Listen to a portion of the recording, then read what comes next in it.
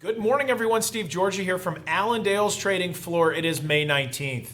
We got things starting off in the red today after the Fed's announcement yesterday from their meeting that basically opens up the door for a rate hike next month.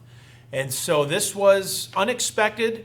Most people were assuming that they were going to kick the can and maybe look for that rate hike again in December. Well, that's not the case. They basically gave the green light to raise the rate next month as long as the economy and the economic picture remains the same. So we'll see as we get into next month whether or not they will raise rates. But what that did was support the dollar.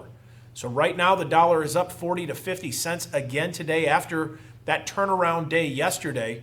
But that's put pressure on commodities. Corn overnight down 4.25 cents. Beans down 11. Wheat down 8. So finding a little bit of pressure here this morning. We've got crude oil down about 80 to 90 cents. That was a turnaround from being higher yesterday, and we may get a little more profit taking out of that. But overall, we need to see what happens. As far as the grains, a couple different focuses. Export sales today, certainly friendly for corn once again. Over 2 million metric tons of sales over the past week, higher than expectations. But for beans coming in neutral and maybe a little friendly for wheat once again. EPA's decision yesterday, they made an announcement that they're proposing an increase as far as conventional biofuels. And it could be up to about 300 million gallon bump for ethanol or corn blended ethanol.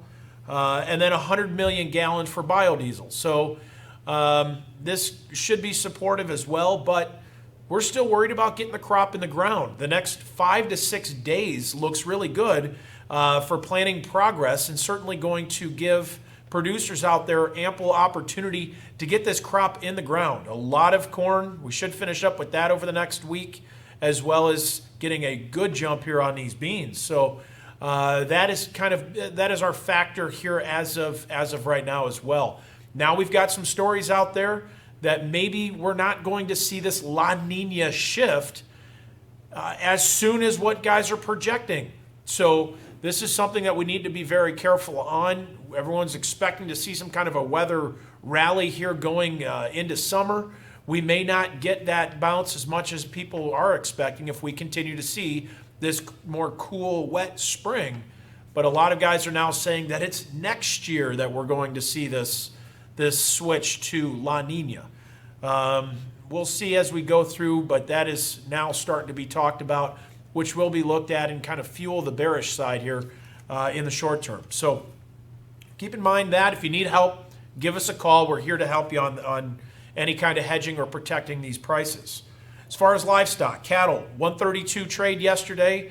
That's same as last week. Box beef, though, continuing to surge a little higher. Choice up 243, select up 60 cents.